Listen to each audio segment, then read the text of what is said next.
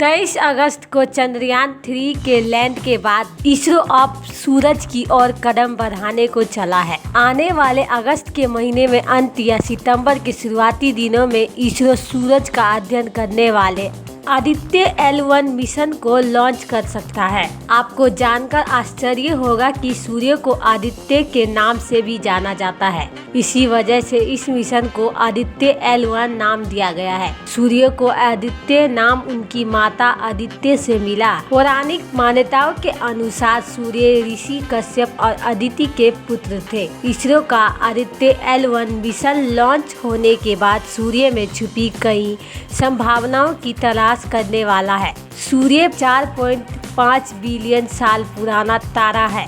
हमारे सौर मंडल के केंद्र में स्थित सूर्य ही इस सौर परिवार का मुखिया है। इसी के कारण गुरुत्वाकर्षण के सभी ग्रहों को एक परिक्रमा पथ पर बांध रखा है। सूर्य से मिलने वाला प्रकाश धरती पर जीवन के लिए काफी महत्वपूर्ण है। सभ्यता की शुरुआत के साथ ही सूर्य को लेकर हमारे मन में जिज्ञासा सदा से रही है। आसमान के धधकते इस गोले को देखकर अक्सर हमारे मन में सवाल आता है कि आखिर इसके भीतर इतनी अपार ऊर्जा कहां से आती है। आपको इस बारे में जानकर आश्चर्य होगी कि सूर्य खुद ही अपनी ऊर्जा का स्रोत है।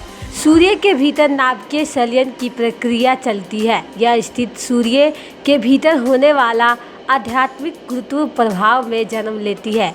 सूर्य के भीतर छिपे रहस्यों को सुलझाने के लिए नासा द्वारा कई अंतरिक्ष मिशन लॉन्च किए गए हैं। इनमें सोहो और पार्कर सोलर प्रोब प्रमुख है। नासा के इन मिशनों ने सूर्य से जुड़े कई नए तथ्यों को हमारे सामने लाने का काम किया है। इसके बावजूद अभी सूर्य में छिपी कई नई संभावनाओं को तलाशा जाना बाकी है।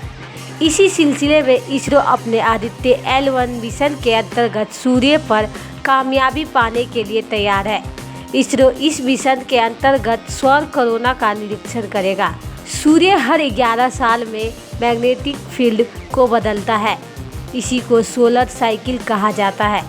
सोलर साइकिल की इस अवधि के सूर्य पर जब बड़े बड़े डार्क स्पॉट का निर्माण होता है, उसी पीरियड को सोलर मैक्सिमम के नाम से जाना जाता है। सोलर मैक्सिमम की अवधि में डार्क स्पॉट बनने के कारण सूर्य से बड़ी मात्रा में solar flare, Kourounis mass ejection और ऊर्जा का रिसाव अंतरिक्ष में होता है।